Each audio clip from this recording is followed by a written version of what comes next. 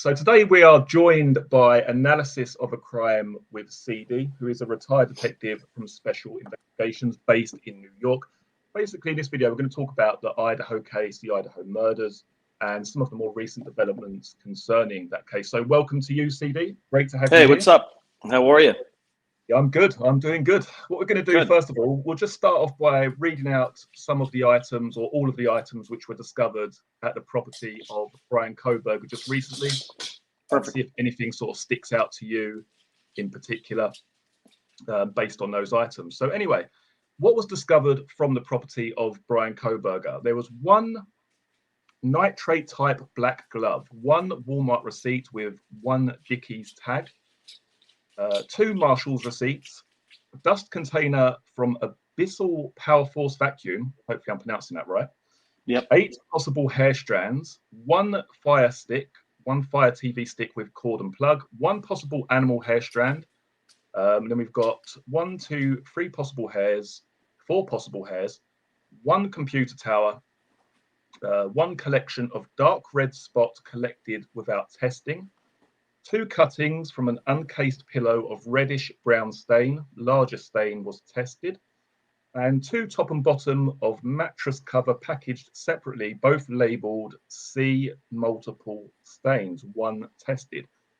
So what sticks out to you initially on what they've discovered there? I mean, first of all, is this an extensive list of what they have recovered? Is there going to be anything withheld from that, or is that everything they have recovered? No, this is everything.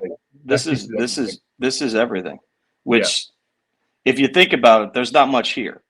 You know, I know we hear the hair strands, right? Which great, but at the end of the day, we do know from somebody that he had a female that would come over.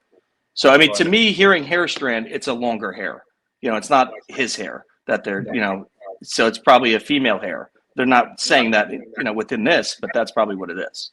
Yeah, and then we also have there was there an animal hair? Yeah, one possible animal hair. Now, everyone's going to be jumping on this, aren't they, and saying, this is from the dog. You know, this is from Murphy. I mean, the whole thing with Murphy is Murphy's a dog breed that doesn't shed. Very good point. That's a very good point. Yeah. What is he, like a Labradoodle? He's a Labradoodle, yeah. Labradoodle. They're supposedly like close to hypoallergenic. They don't shed, you know, so people with allergies, they're a good breed. Let's just say, for instance, that does turn out to be from Murphy the dog. In terms of the defense, what could they say if it did turn out to be from Murphy the dog? Would he say, I'd been there at a party, or I'd been there one night, or I delivered something there? I mean, I guess that's really all that they could say. That's all you could say. I mean, what other reason would put you close enough to that animal, you know? Yeah. But what I do find interesting on the receipts is the Walmart receipt with the Dickies and the 2 Marshall receipts, because I believe that might have proof of buying black clothing, which we know he's supposed to be wearing. I've also heard, and I don't know how true this is, but by all accounts, the Dickies could be regarding the shoes, and apparently they are similar to Vans or have a similar sole. Dickies, they could, because you know Dickies. There's many models of Dickie shoes. I mean, they're a rugged. You could go from a boot to a shoe. So it just depends what it is. I mean, I'm sure we could look online and you could see probably soles and stuff if they are resemblant of a Vans. Yeah, and then obviously we've got Michael Jackson's glove. No, just kidding. One nitrate type black glove, which has caused quite a stir recently, hasn't it? With a lot of people saying there was a black glove found at the crime scene. Here we are. Here's the missing one. But I think what people are missing, as we discussed earlier before we started, a nitrate glove is basically like a surgical glove, or a glove that a mechanic would use. It's a rubber glove. The glove that was recovered from the crime scene appears to be something you'd wear in winter, like a woolly glove. To me, the glove that was found at the crime scene by the garbage can, it was probably, and listen, I'm sure they tested it like you would, but it's probably one of the cops, one of the investigators that was walking the perimeter, and it fell out of his back pocket, her back pocket. That's that could be what it is. But like anything with this case, I mean, everything's turning into a stir. Yeah, I do find interesting that they did take his vacuum though, the dustbin, because who knows what unknown fibers they could find in there. So I mean, and also I think we spoke yesterday or last night about the blood found on the pillow. And I think you made a good point. And also I saw online that, his nose appears quite crooked, may have been susceptible to nosebleeds. I get nosebleeds in the winter from dry heat, Absolutely. That it's a personal pill. Think about it, right? They're saying without the pillowcase. So it's something that seems to maybe frequently happen, that it would bleed through, having big dark spots on the pillow. And how would he have that much blood on him at that point, laying down to sleep? Yeah, for that and I think it's the mattress top. Was it the mattress topper as well? Also had staining. There was 2 top and bottom mattress cover packaged separately with multiple stains, but it doesn't say what kind of stains it is. It could be anything, Yeah. But for his defense, I believe his defense team will be content with this. So do I. I mean, like you said earlier, I was quite surprised by the lack of items that were recovered. You would expect a lot more sort of digital media stuff, I would have thought, but it appears there's just one computer tower. I mean, no USB sticks, no digital. Just a fire stick. Just the fire. I mean, the fire stick. We've had criminals before that use them, to access the internet. Yeah. But there's not much here. There's really not much here. By all accounts, they also went to his office as well, didn't they? And they didn't find nothing. Nothing. No murder weapon. Where's the knife? That's the biggest question. Where's the knife? Where is the knife? Where is the knife? The second thing I want to talk about is him returning to the crime scene.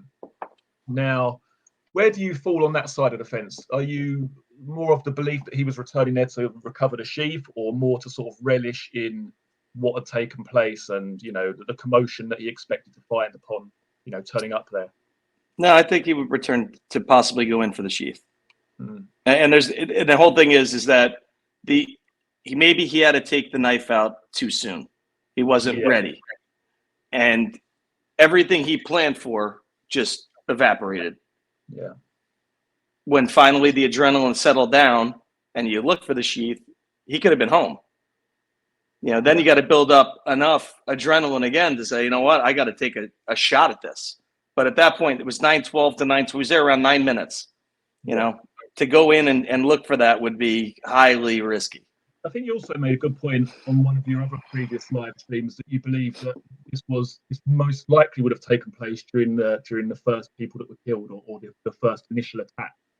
And I certainly subscribe to that idea as well. I've heard some people online saying, well, you can't say for sure. I mean, obviously, no, you can't say for sure, but it makes common sense that he's releasing that knife and, in the frenzy of whatever's happened, he's forgotten it. But I guess one other thing that I thought of was maybe he wasn't exactly sure where he'd left it or where he'd dropped it. And he was seeing if he'd maybe dropped it from the house to where he'd parked. And he was hoping that it would be outside somewhere. And as he couldn't see it, he thought, I just got to leave it. Yeah, I reached out to Jeremy. I remember you remember Jeremy, who's the neighbor right in the apartments there, because I wanted to see, has he ever seen him or seen that car? Because if you think about it, Jeremy missed him by maybe 15 minutes. He doesn't know. Jeremy doesn't know exactly what time he walked his dog, but he said it was around 8:30 to 8:50, 8:55. So by 15 minutes, he missed. Think about that encounter. That's something that he probably would have remembered. Absolutely. That's how close of time that's why I said to you from the beginning, this is very high risk house. There had to be some connection to at least one of the girls. No, serial killer is going to just choose this home on the hill, almost 360-degree view. You can walk up the path from the fraternity house, seeing got to be 500 feet away. You could see the house directly. People walking around the neighborhood. It didn't fit for this to be some just random killer. Yeah, absolutely. So then, we've spoken about the knife. So the knife sheath. You don't believe there's any possibility, or you'd find it highly unlikely that he would have left that there as some sort of calling card, or leave it there as to tip them off, or I've been here. You don't think that's a possibility, or really very likely. Anything is possible. I just feel at how well he thought he planned to leave the sheath there, because think about the size of that knife. It's a very big knife, and being, I think it's almost exactly, I think, 7 inches. Yeah. So without the sheath being there, that could have been a sword. You know what I'm saying? The murder weapon could have been so broad. what was used. Okay, yeah, you're going to know it's a fixed blade. Okay, but you're not going to know what it was. Could have been a mini katana. Could have been anything. So the sheath being there was a direct hit at what the weapon was. And I don't think that was his plan. No. I have to agree with you there. So let's talk a little bit more about that then. The state of mind, as you've touched upon briefly there, before, during, and after these murders. There seems to be, we'll get onto another, this planned or unplanned idea afterwards, but I think as you've touched upon there, the build-up of adrenaline, there's so many mistakes made in the frenzy of the moment and very shortly afterwards and possibly even very shortly before, these attacks happened.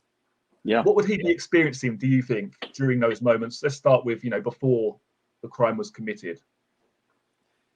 It's basically, no matter how well he planned for it, there was a loss of control at some point. Absolutely. And that's where mistakes start to happen. That's why I said it from the beginning, this is a first-time killer. Yeah. It just fits, it just fits. Remember they said how sloppy the crime scene was, and people, that's the behavioral unit trying to stir him up. Did anything stir Bryan out except for his car when he went to change his plates 5 days after, and being seen on a camera? Nothing really stirred him. Yeah. So, it's like anything else, but you have so many people coming out. I'm a profiler and this is what I feel. So many have been wrong, He's an incel. He's, they're running with the incel thing. Yeah. I feel it's infatuation, it's this infatuation. Yeah. We'll get onto that very shortly. I think that's, I mean, when you go back to those forum posts that he made when he was a lot younger, supposedly, when he talks about, not being able to relate or everything seems like a movie, he seems very, very detached at that stage in his life. But he appears very involved in this event, so much so that he can't focus properly on what he needs to do in order to first commit the crime in a clean manner, and secondly, actually escape, undetected or in a sort of reasonable manner. So it's very interesting contrast there. As I say, his normal day-to-day life seems very detached, very sort of separate from maybe women or girls or how he communicates with people. But in that moment, like you say, a loss of control, almost it's almost too real for him at that stage. Yeah. Well, I mean, it happens with like when you hear, a professional killer, a serial killer, whatever. When they talk about their first time, they learn from their first time. Yeah. Because they did make mistakes. Look at with BTK. He was aiming for the young girl and the mother. He had no idea that the little brother and the father were there. So he killed everybody. But the whole thing was he made a mistake. He thought 2 people were there and there were 4. So he planned for, I'm going to change this next time. I'm going to make sure I know what I'm going into. It's like anything else, when you think about what it takes to commit murder, how many people are capable of it it's a high percentage, people get to that point and it's just a little bit more and they're there. Committing a mass murder, different story. Yeah. I think equally, no one knows how they're going to respond during the act. And I think, just changing this subject very, very briefly, like the case that I used to focus on quite a lot, the Essex Boys case with 3 individuals shot dead with a shotgun in a Range Rover. No one knows how you're going to react when you pull that trigger and you're covered in blood, that initial shock of what you've done. And it takes a level of control to be able to then continue on with what you're doing, which I guess is kind of interesting when you compare that to Bryan Kohberger, because he has been able to continue on. It's not as if killing these first 2 girls, if they were the first victims, it's not as if that has stopped him in his tracks. He has managed to continue on. And he became, remember what the students said from his the class that he was the teacher assistant. He started grading them better after the murders.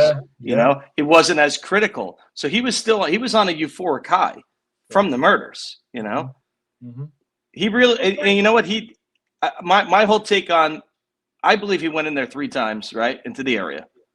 Yeah. He might have seen, what house had a camera. I mean, he was there 12 times before that.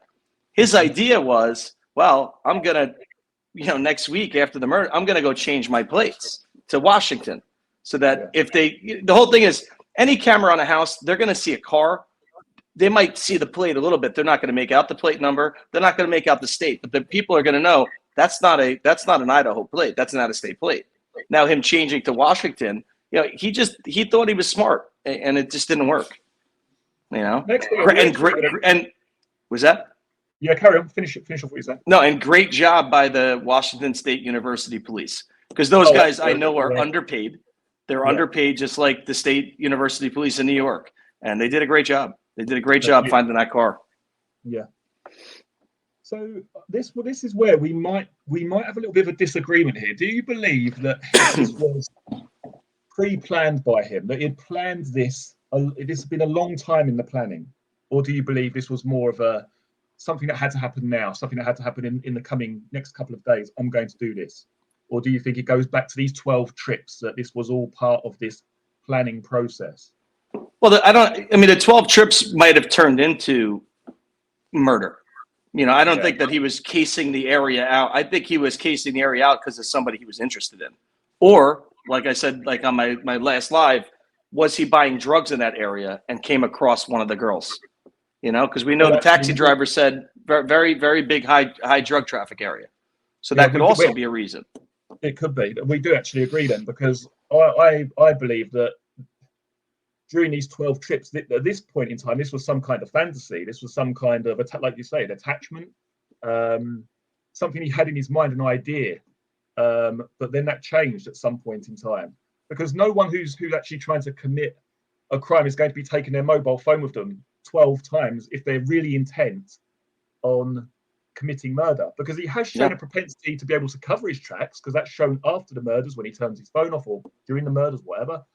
So he knows how to cover his tracks, but he doesn't seem to find that necessary before, on those 12 occasions. So I don't think he was dead set on committing that crime back then. But like you say, maybe some sort of infatuation, some sort of fantasy, and something happened which changed, changed from fantasy to murder. Think about when the Corporal Payne pulled him over August 21st. Mm-hmm. He was very cordial. There was really nothing to it. He got a seatbelt ticket. He gave his phone number to them. That's how they got his phone number. So he didn't plan for all this. Yeah. You would have changed your number if you're stopped August. He got there. I believe he got there. I want to say it was either June 20th or July 20th from one of the friends that said it. So you're stopped 2 months later, and you're thinking about committing this. You would change your number. You know what I mean? So I don't think his entering that area the whole time was to commit a mass murder. No, we're definitely going to disagree on this one. I'm sure we are. Yeah, right? The I know which way you're going. Yeah, the DoorDash delivery. Right, you ready for this? Yeah, I'm ready. Right.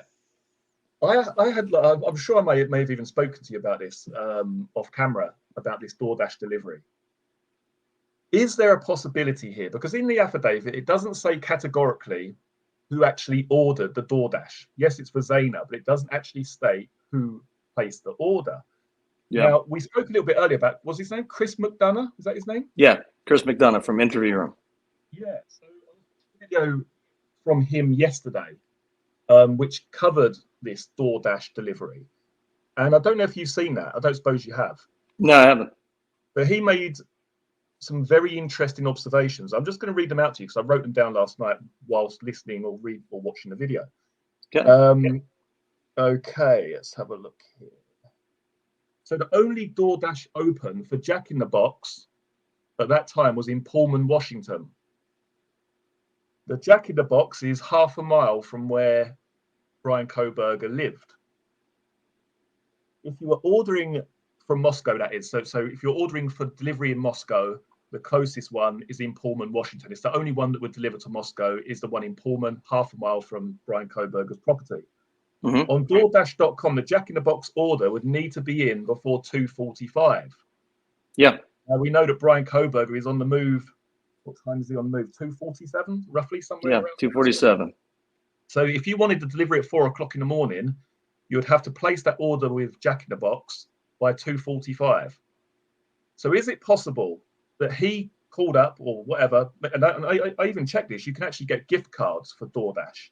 So he wouldn't need to use his credit card. Could have used a gift card. could have got this delivery sent there for 4 o'clock. And the reason that I say this, because when I hear of these sort of theories, I try and think to myself, how would that possibly benefit the perpetrator, or the suspect? How could it benefit them in some way? He circles the house 3 times, doesn't he? I'm wondering if he was trying to draw attention, not just to a vehicle, because it does state in the affidavit, this area is very quiet, very low traffic area. Maybe in his own mind, he's thinking, if I start driving around there, they're going to know, they're going to see straight away that, there's a white car.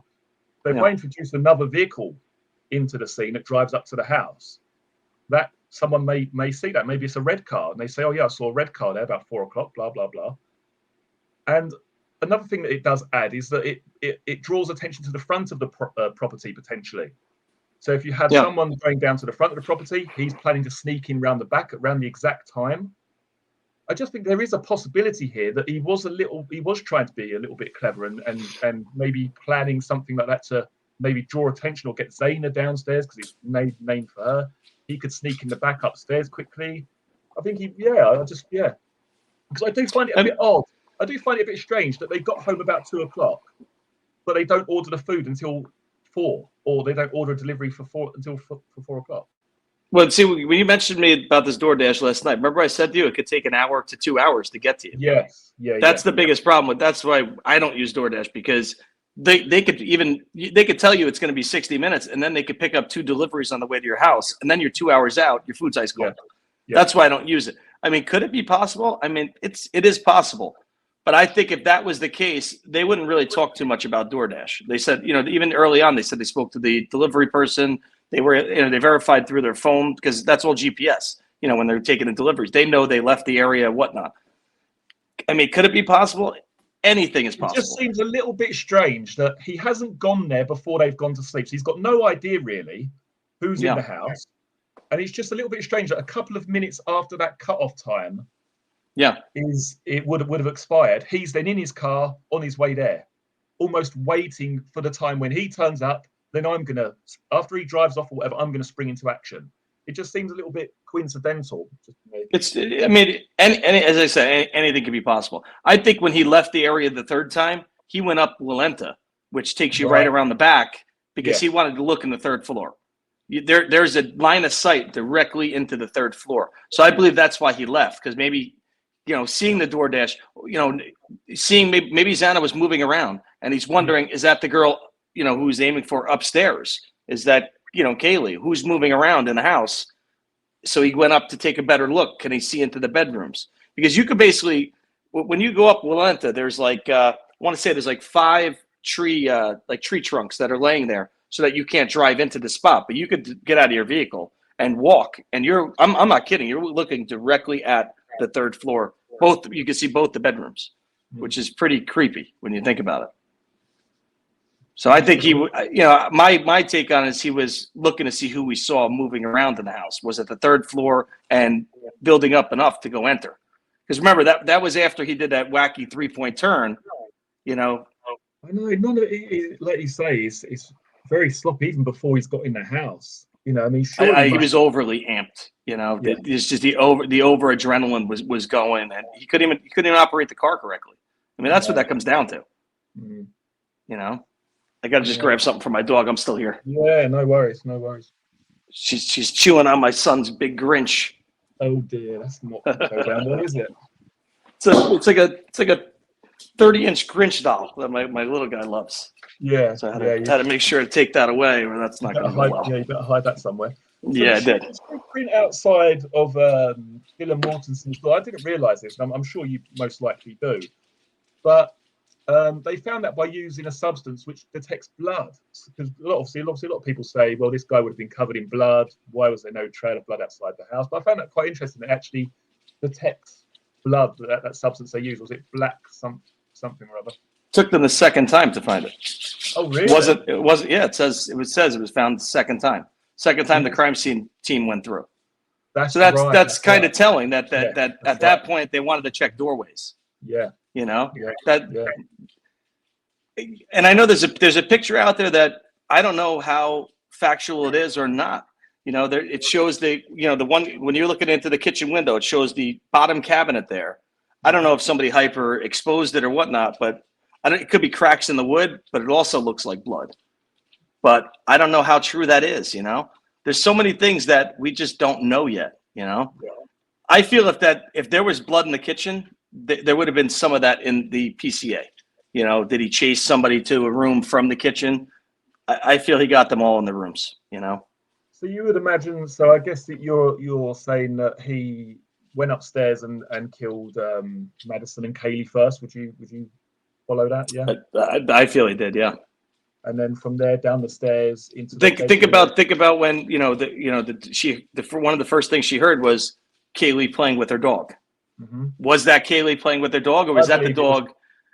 Was that the dog trying to get out of the room, hearing something going on across the hall? I had an idea. I thought that it was Bryan going into the wrong room and disturbing the dog, and it jumped around. That's what I'm saying. The dog got the door going into that room, and I think when one of the girls says there's someone here, I thought maybe that had something to do with a text that they exchanged with Jack, and maybe they thought he had turned up, or or maybe they just heard something.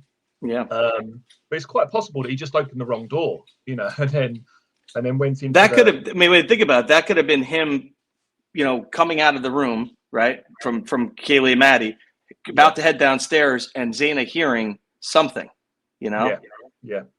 Something that told her something's wrong here, and she maybe was trying to wake Ethan up. Hey, there's somebody here. You know what I'm saying? Yeah.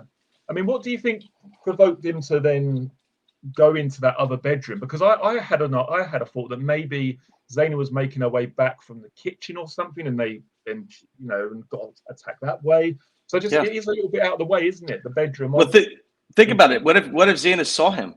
And that's what got her charged up. There's somebody here. She's going in her room. Remember, because people are trying to say that Ethan was found first. Remember who the first person is when you walk into that room from the PCA. It's you see Zaina first, then you see Ethan. Yeah. So did he get her right at the door? And then that's where where the weird comment was. What did he say? Don't worry, I'm going to help you. What was the exact wording? Don't worry, I'm going to help you. I'm going to help you. When you think about how horrifying that is. Oh, yeah. Yeah. I mean, before they caught this guy, I actually had 2 nightmares about this. Yeah, even though I'm not even in the same country. People everywhere have had nightmares. Listen, this is your biggest fear. This is people's biggest fear. You go to sleep and you have an intruder who is ready to kill. That's why I have a Belgian Malinois. I'm being honest with you. I have a dog that's going to protect my family. When I go to sleep, I know she's not sleeping. You know what I'm saying? It's like, it's not that I'm a heavy sleeper, but you want that chance. When you have a family, you just never know. There's too many crazy people around. Yeah, I agree. So then we had, we won't touch upon this too deeply, but I think it's worth discussing. Obviously, Dylan Mortensen, the situation, we don't know the whole ins and outs. We're certainly not here to victim shame anybody or anything like that at all. More just to try and touch upon it in a common sense, kind of way, hopefully. Nothing wrong with that. But I mean, we've spoken about this at length, and it's fairly evident from looking at the affidavit that they looked through hers and Bethany's phones that she must have had her phone in the bedroom. I'm sure. Yeah. Who doesn't? Who doesn't? You know what I'm saying? I mean, how would Dylan know what the time was? Because she had the phone. How did she know it was 4 o'clock? Because she had her phone with her. And like I discussed in the video, the message that you received a long time ago regarding possible intoxication. I mean, that is one of the only things that makes genuine sense to me, is the fact that it's college. It's the weekend. Of course, yeah. And I believe it was Bethany. Bethany saw. Bethany was at the same frat party, because she in the one from yesterday, the longer one. It says that Bethany confirmed seeing Ethan. It doesn't say her name. It says BF. For initials. Seeing Ethan and Zaina at the fraternity. So she was talked to at length. I mean, at the end of the day, I don't care what people want to perceive. Law enforcement is going to grill her hard. You open your door 3 times.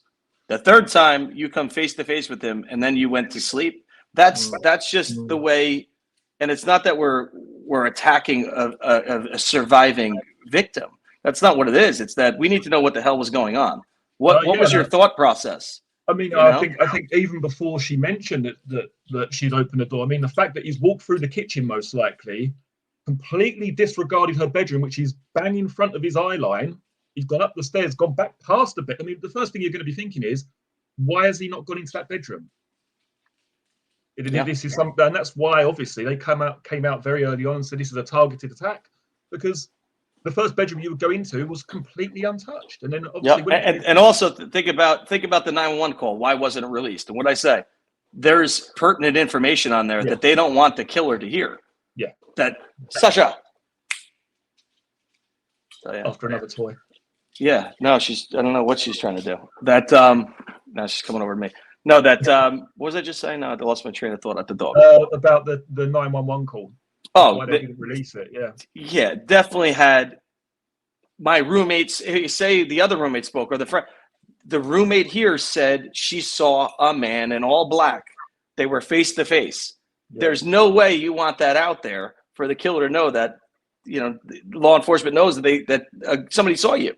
You know, this is a wild one. You know, it is. It caught on fire with true crime, and it caught on fire with people that are never in true crime, like the Facebook groups that are here in the U.S. that are just bananas. You know, the theories. You know, scary stuff. Let's touch on that subject, because obviously in this country it's a little bit different. You don't really feel entitled to have information regarding investigations in this country. It's all very much kept under wraps. The police go to the CPS to see if they can charge, kind of similar to what they do in the States, but nothing is released publicly. Yeah, it's different here. It's all very hush hush. Whereas in the States, everyone feels like they've got a right to know everything. Yeah, you know? they want everything all at once. You know, somebody made a comment. I forget where it was, but somebody made a comment to the effect of the day that Bryan was arrested. Right? What they had in Idaho, they had a press conference. This person couldn't accept that they're not allowed by law to tell you anything until he lands, is taken into custody, and given his arrest warrant. Like it wasn't like it was kind of like, oh, I should know anyway. No, you shouldn't, because the person who's being charged with the crime doesn't even know yet what they have on him. So why would you know? But that's just the way America is. It's you know, everybody wants to know now. You know, it's the same thing with, you know, you're a cop and I pay your salary, and that individual that you stop pays your salary. It's just, you know, it's entitlement that you're not entitled to. Yeah. But then also you've got the, you know, the problem of internet sleuths. I mean, I wouldn't say I'm an internet sleuth. I try and look at things from a lot of different angles to try and give a balanced viewpoint as best I can with, you know, with the cases that I cover. But, you know, I've come across videos of people just going on Google Earth and zooming in and, you know, who's this white vehicle? Who's this belong to? And putting out names. It just seems very, you know, the thing is, how can you possibly expect to find the killer when you have none of the information regarding the investigation? 100%. Think of how many people were implicated as the killer in this. Exactly. Anybody attached to any of the girls were implicated as the killer. Yeah, you had a male ex-FBI agent on a news station after he said that Stephen Goncalves is talking too much. Mm-hmm. He basically said they need to take a look at him as the killer. Yeah. This is a retired FBI agent throwing the father of a victim under the bus. Yeah. Like you can't make it up with this case. You just can't. You can't. And like I say, I mean, how do people at home genuinely expect to be able to use Google Earth, zoom in on about 5 or 6 trucks, and then think that person's the killer? And then they even started looking at the people that actually own the property. I mean, obviously there are some benefits and some advantages to people being able to research crimes and cases, and on the odd occasion maybe, you know, you'll strike gold. But yeah, it could happen. It could happen. It just I think it has happened in the past. My whole thing is, hey, leave it. My whole thing is, no matter what you're finding, right? Why do you need to publicize it on Facebook? Send the tip in. If you feel you have a tip, send it in. But there's no reason that you need to go and tell 228,000 people in that Idaho Facebook group what you found. Mm-hmm. You know what I'm saying? Because now you got people calling that house and basically calling them a killer. It's seriously crazy. You know, you find it good, you're digging, good, dig. But there's no reason to publicize every little thing. No, make people suspects that have nothing to do with this case. And I think that is maybe one of the downsides of releasing sporadic information, is that you get pieces of the information and people run with it and make up the rest on their own terms, don't they? Yeah. A lot of the time. Well, think about it. The Moscow police tried to downplay everything that they felt wasn't true. They came out and said that, but it got to a level where it would impede the investigation to every day come out and say, this has nothing to do with it. You can't. It's a full-time job in itself. Yeah, you can't. You're busy solving a quadruple homicide, and you can't. Think about the one car that they had in where was it? Colorado? Where's that car that crashed? Wasn't it maybe Colorado? It was Colorado, I think. It had front end damage, and no, that's the car right there. It wasn't. That's the yeah. It was a car. It was a car that was involved in a vehicle accident, and it was just sitting on the side of the road. Yeah, that's the problem, isn't it? The more they have to work with, the crazier it gets sometimes. That's the problem.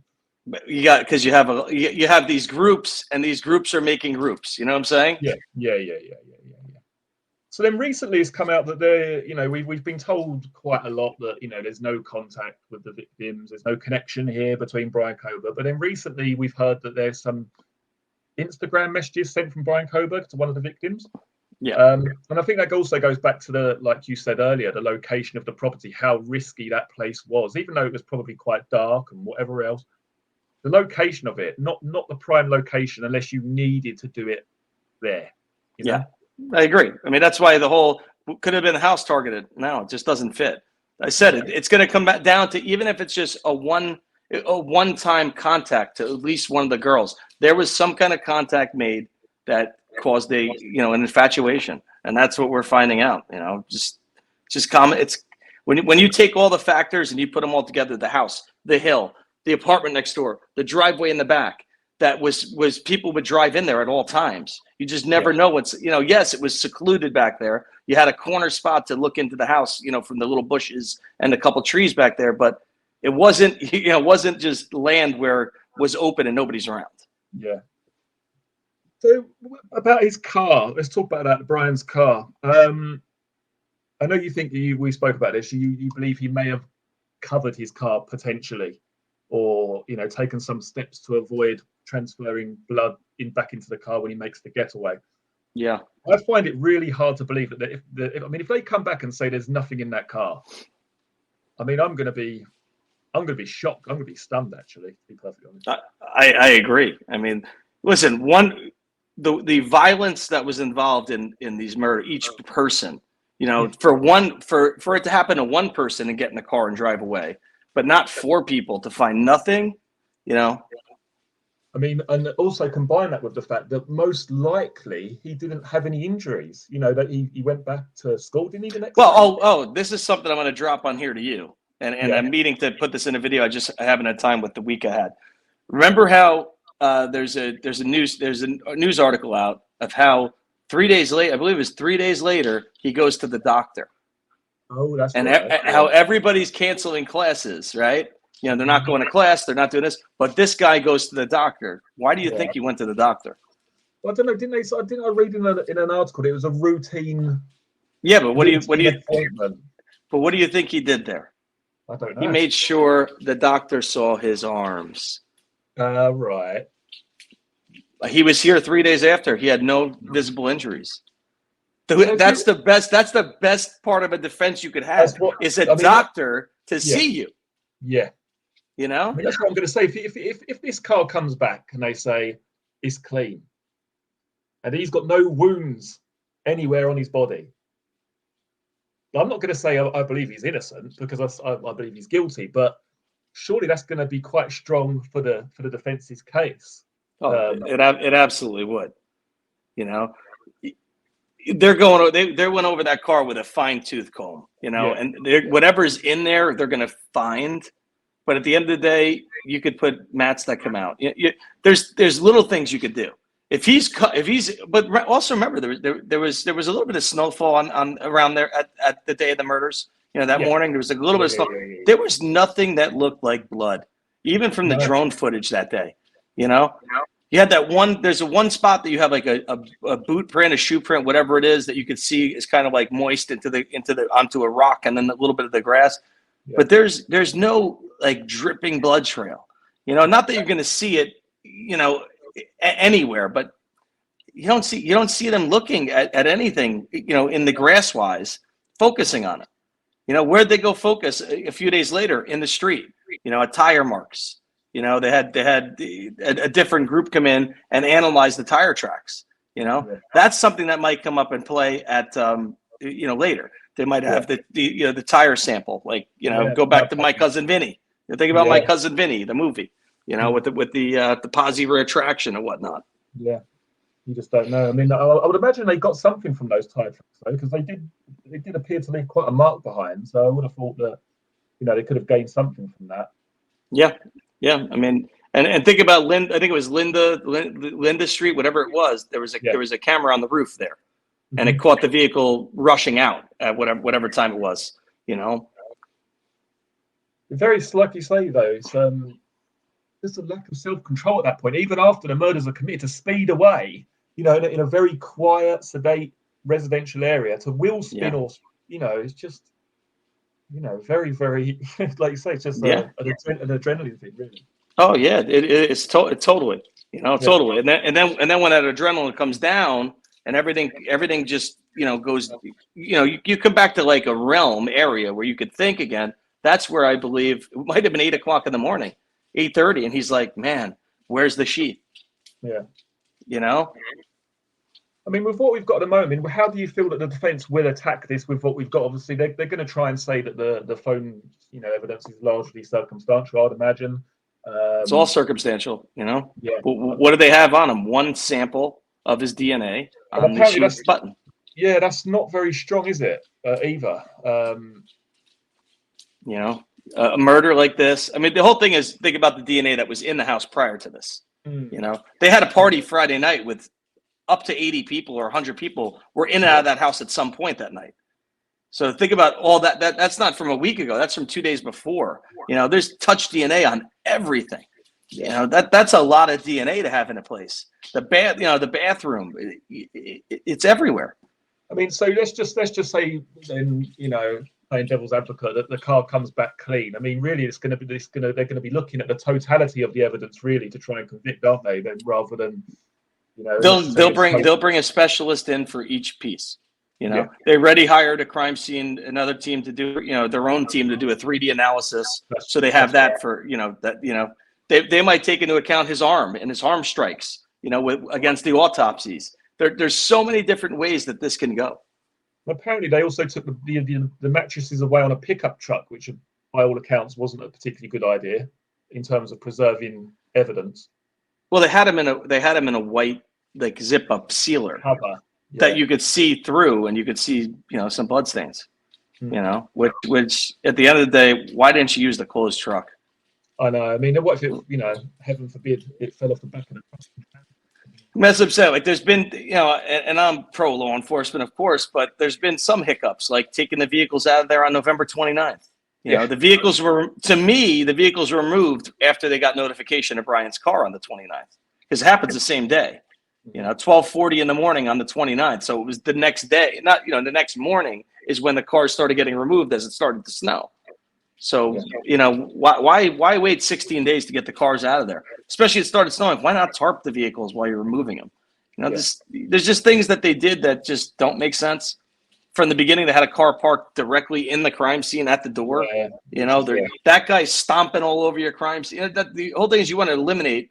You want to get everything outside done so that you can move around out there, and then you go inside. Yeah, there was like simultaneous. Then they're coming back to do things. So they were probably. I don't think they messed up at all getting any evidence, but they just did it a little differently than you would see elsewhere. Yeah. So do you genuinely believe that Bryan Kohberger thought, even after this crime and knowing the mistakes he had made with leaving the sheath and possibly being seen by a camera and having his phone on at certain points, do you believe he thought he was going to get caught at some point? I think he felt it after the sheath was gone. His whole thing is, think about it, there's only one sample on it, so that's pretty much, how did that one sample get on there? At what point didn't he touch it with gloves on?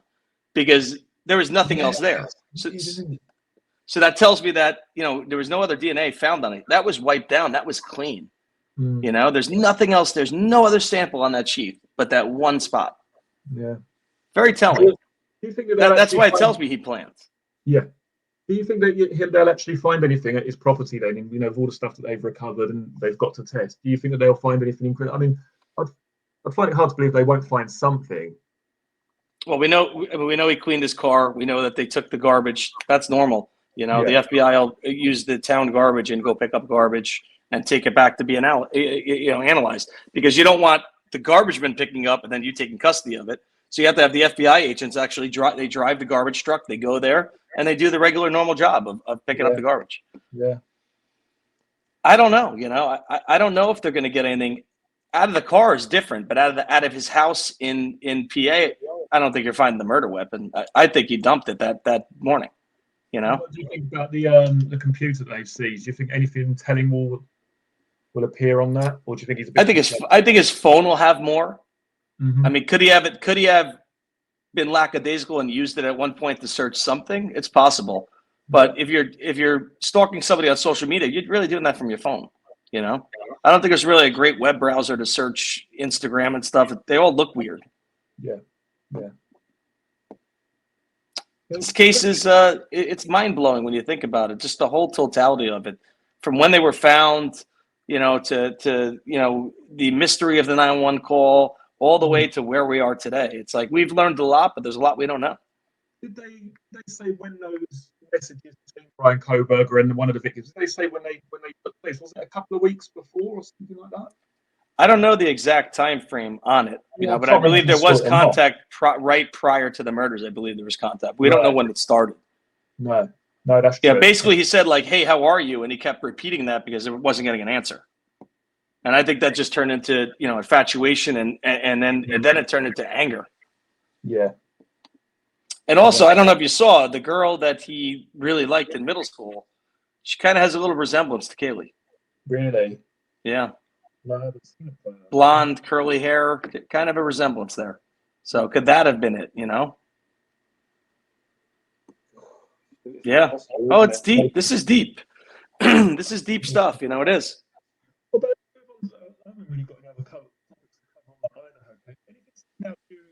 Regarding Delphi at the present time, we've just had that recent court hearing.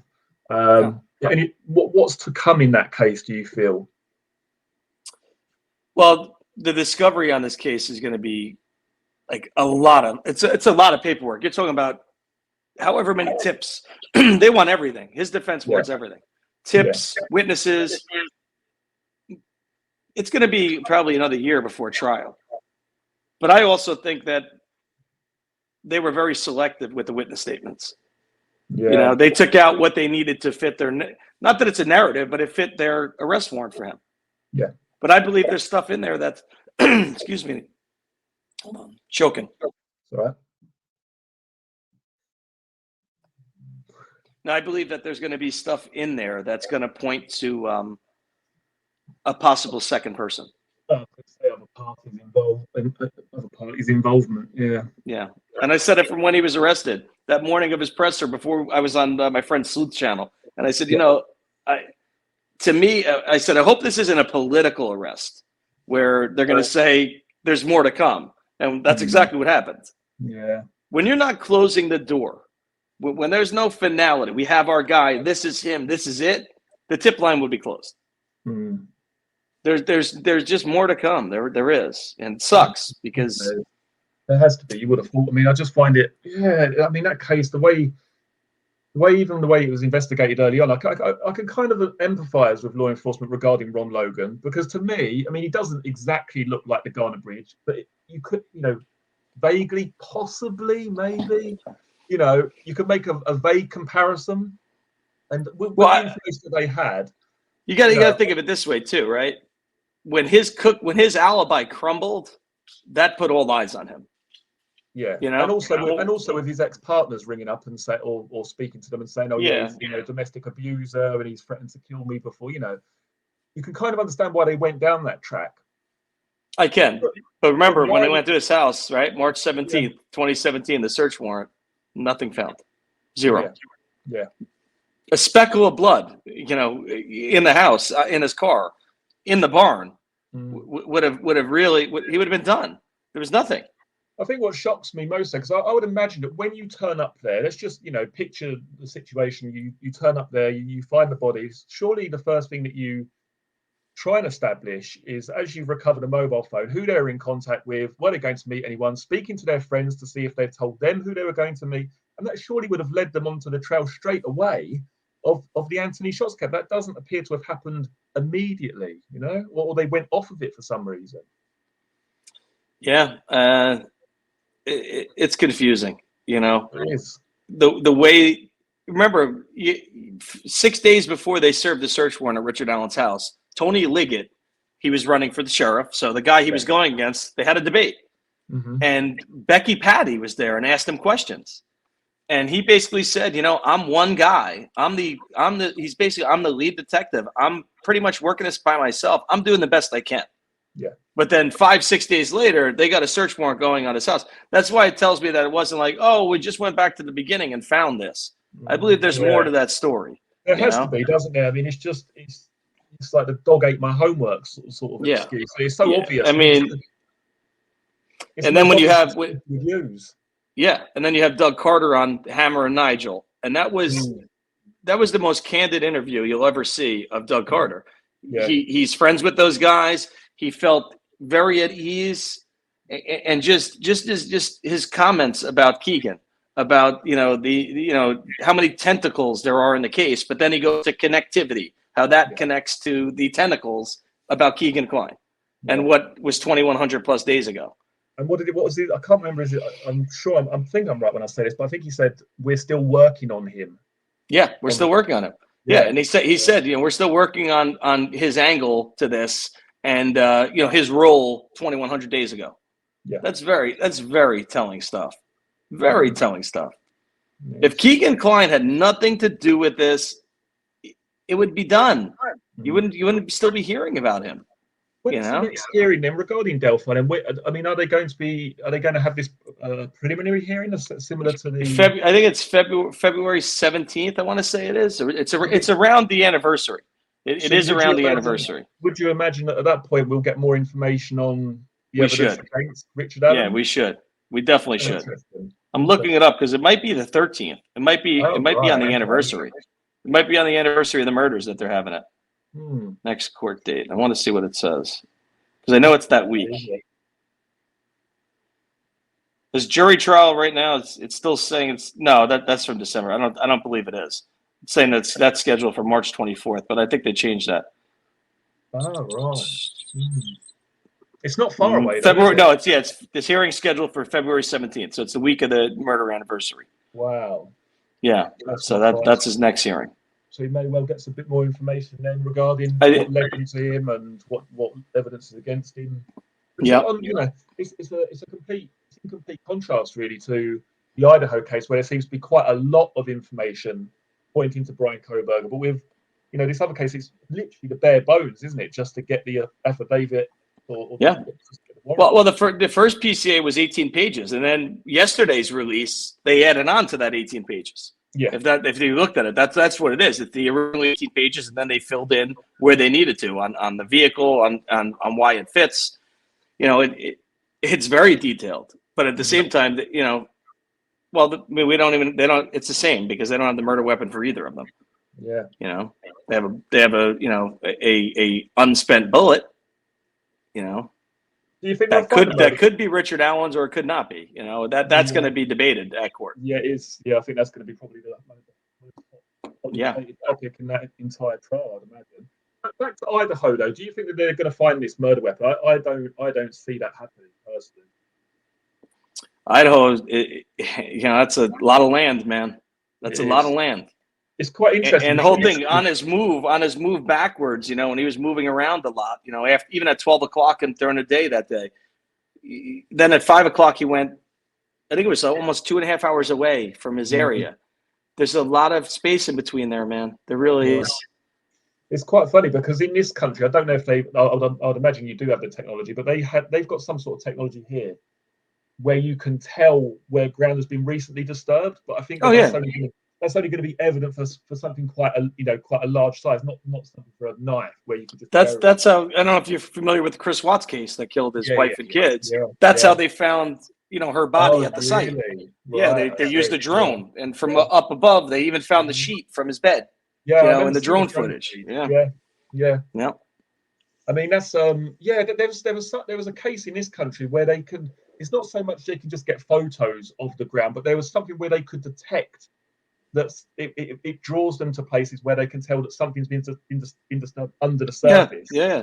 But like I say, with a knife, that's highly unlikely that that's going to be, They use that technology trying to find Suzanne Morphew. I don't know if you know that case from Colorado, the husband. Yeah. They never found her. She's still not found to this day. Which, I don't know how often it happens in the UK, but America's full of crazy crimes. It's just probably not as crazy as America, but we get a lot of stabbings. Well, a lot of stabbings compared to gun crime, but thankfully they're quite few and far between. You don't tend to get these, family shootings where 6 people are dead, 6 relatives, and then a couple of neighbors. That's very, very, few and far between. I think it was 2 weeks ago. I think it was a family of 8. Even really? the mother-in-law, happens way too often, man. Mental health is a big issue, and in this country, it was frowned upon for so long, and I think that still stigmatizes people to get help, and then they're too far gone to get help, and that's what happens. And that's why. And I'm not huge on the political debate of guns or no gun. It is what it is. This is America. You're never going to get rid of everybody's guns. It's just that's just. This country is founded on guns, and that was put into the Constitution that way. You could have a firearm to protect yourself from a tyrannical government. And that's just the ammunition. Manufacturers. It's all a money thing as well, isn't it? So. And I'm not big on. I don't understand these people that are armed to the teeth, where they basically have their own armory. I don't really get it. I don't. But that's their prerogative. Yeah, well, I see some people. They shouldn't even be able to hold a bloody pencil, let alone a gun. Well, I agree with you there. I do agree with that. At least give them some sort of IQ test that they can, they can understand what exactly they're doing. It just seems very, very, from somebody who obviously doesn't have guns in this country, it just seems really reckless. Well, the reason you don't see, like, all right, you don't have a license yet, put it into law that you got to go through a psychological. They feel that that's going to turn into a political attack. So that's why nothing changes here. No, of course. Because any little diversion in their minds is they're attacking us. Yeah, taking our freedom. Yeah, I mean, 12 years old, kids are getting their first 22 little rifle. It's just the way. 9 years old, you got a BB gun. That's just the way it went, and it still is that way in a lot of places in the country. My kids have no idea about firearms, and they're not going to know for a while. There's no reason for it. There's just none. Not at their age. No, there's no reason for it. And you've got there's no reason for it. Anyway. And you've got a nice dog to protect. Dog to protect you anyway. So you don't she'll turn it right up. She'll turn it right up. Yeah. What was I going to say to you? What do you think we're going to see in this preliminary hearing regarding the Idaho case in June? What do you expect to come from the prosecution side in terms of extra evidence or information that they might put out into the public domain? They have to build their case. Unless the whole thing is he could waive the preliminary hearing. That could happen still. We don't know. That could still happen. That could still happen. Right.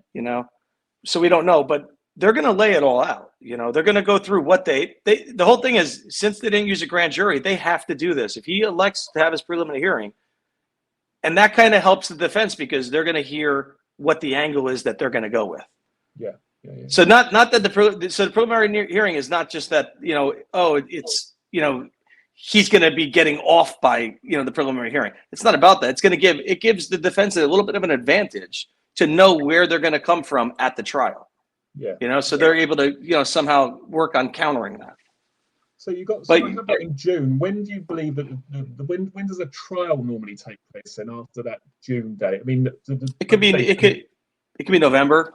Oh, really? So if that goes, his team does have a certain amount of time with that evidence, then, like you say, to build up as strong enough case as they possibly can. For his defense. Well, remember, he was supposed to have 14 days to get that preliminary hearing. He waived the speedy trial. He waived the speedy, to have a preliminary hearing in a speedy manner. So could it be as early as, late November? It could go into, January, but you're going to, within 6 months, I think, from the preliminary hearing, we're going to have a trial. Is there any chance that when we have this hearing that they come back and say, well, basically, there's no other bombshells. Is that possible that they could say, really, what we've got is what's in the affidavit plus a little bit extra, which is also kind of a little bit circumstantial in areas? It's possible. It's possible. You know? Imagine. I mean, listen, can he be convicted on what they have now? Yeah. I think more would definitely help. You know, it would. Yeah. Look at the amount of evidence they took from his apartment. It's really not much. No, it's not. Now let's say one of those hairs come back to one of the girls. That's building more credibility towards, you know, the prosecution side. But as of now, there's just not much there. And people are going, oh, they found blood on a pillow. To me, is from a nosebleed. I know. Yeah. It just is, you know, that's just, and it just turned winter, right? Remember, it just turned winter there. That's when you get nosebleeds. Once your heat fires up, you get, you know, dry, and it just, your nose pops in the middle. Wake up in the night, you're covered in blood. It happens. You know, it's happened to me since I was a kid. I would be surprised if that staining on the bed back as anything related to the killings. I mean, remember, it just says multiple stains. It could be anything. It could be anything. Let's just say then, for argument's sake, that we have this preliminary hearing. There's a bit more circumstantial evidence, maybe about telephone pings and being in certain places, but the car's clean, and he's got no defensive wounds. How do you think things play out then? Do you still feel that they're going to have enough to go all the way with this, or? Well, knowing the weapon that it was, I don't think he would have much of defensive wounds. Right. You know what I'm saying? Think about the, you know, the word, oh, she fought back. You know, fighting back could just be this. You know, someone's attacking you. That's you're up. Your instinct is to cover your face. You know what I'm saying? So that's not really, you're not really striking that person. You're more or less, you're trying to block what's coming at you. You know, you saw how that's a massive blade. It's massive. Yeah. You're not talking about a 3-inch steak knife. You're talking about a massive. That's why when you hear tears, when you think of Michael Myers, you know, just what the gore that you see in those movies. Yeah. That's what was in those rooms. Well, you're talking about 3-inch tears, you know, into the body. Yeah. I mean, I looked online just to see the capability of that knife, or to see it in action, cutting certain things. I thought, bloody hell! I was pretty shocked how probably funny how sharp the bloody thing was. Just straight for like big plastic bowl, just cut in half. Yeah, that thing will slice you wide open. Yeah. You know, and you're talking about and you think about the thickness of the blade too. That's a very thick gash. You know, it's wide. You know, so it does fit. I mean, I know people are talking about Ethan and how, you know, it says sharp forced object or whatnot. Do you think there's any reason why certain details of Ethan have been left out of there, or you know, do you think that could tell us something extra, or was any particular reason for that? I think you could have beat him with something too on top of it. Really? Okay. Yeah. You know, whatever was in that room, you know, part of the bed, who knows, you know. There was a lot of this was violence, man. This was serious. Yeah. You know, this was violence like people have never understood, you know. I saw, when I was a rookie, I saw a stabbing, and it was a nephew and his uncle. They were watching a soccer game all day. And dude, this nephew butchered his uncle. You know, stabbed him 50 times. I mean, I can't tell you what the apartment looked like. It was a horror show. This is one victim. This is 4. You know, this is 4. Have you heard anything about the other surviving roommate, Bethany? I mean, you know, we're saying this about how violent it was, and you know, I share the exact same thoughts that you do. But how do you not hear something that evening? How are you not arisen by some, you know, awful circumstance taken, or did it happen that quickly? Is it the fact that it was brutal but very, very quick? Think about where her room was, right? She was on the first floor, right? Yeah. You have all echo coming down from even the 3rd floor staircase to make its way through the apartment down into hers. I think she's used to the noise. So to me, her not waking up or her not responding to it doesn't say to me, oh, something's wrong here, because that was in every, you know, people were using her front door going in and out right by her room over and over again. And particularly on a weekend as well, you know. Yeah. You know, they just had a party Friday night. She could have went to bed early Friday night, and now it's, you know, Sunday night, and hearing people up there, it's like, oh, they're doing it again. You know what I'm saying? It's yeah. I If she was the one that got DoorDash at the front door and was up, then I would say, oh, there's something wrong here. But yeah, I don't see. I mean, I know, and I even know that past people that live there. Even the guy he spoke about how it was a noisy house, creaking and everything else. But even hearing a scream, you're gonna think, oh, what are they? They're messing around. What are they doing up there? You're not gonna think somebody's in your house at 4 a.m. No. You also spoke with one of Bryan Kohberger's friends. Is that correct? Like someone who you with. I believe I heard the same guy speaking on another podcast just recently. What was your biggest takeaway from what he said regarding the confidence of him losing weight? He was interacting with females. So to me, that knocks out the whole incel. Nobody's talking about that. That he built confidence, but he also building the confidence. He also would approach girls, and he had the guy Chris that called in. He said his friend Mike was still friends with him. And I tried to reach out to Mike. The guy doesn't want to talk. I get it. I understand. He's, listen, they're traumatized from this. This was this guy Mike's good friend. You never expect your friend to go and kill 4 people.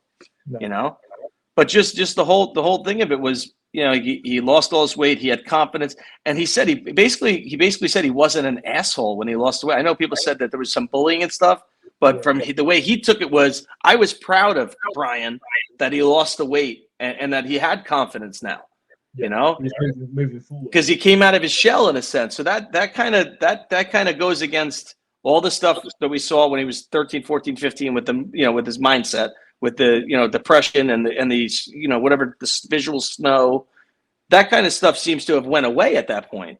To where now the guy's got confidence. He's approaching girls. He must be off the shit at that point. That's why I feel because. To me, and I got attacked for saying that I feel he has OCD, but I do. I feel Bryan has OCD. The way the neighbor, I got attacked in my comments in my live stream a week and a half ago. I'm like, why? Why? Who are you to diagnose? I'm saying he's showing symptoms of OCD. The 4 a.m. Cleaning his house, the running of the food the food grinder, all this stuff. Nobody's cleaning at 4 a.m. unless they have some kind of OCD. Yeah. That's all I'm saying. So to me, what was he being treated for OCD? Was he on Adderall? Was he, using too much Adderall that he was buying it in the area, and that's how he came across one of the girls? Possible. It's all possible.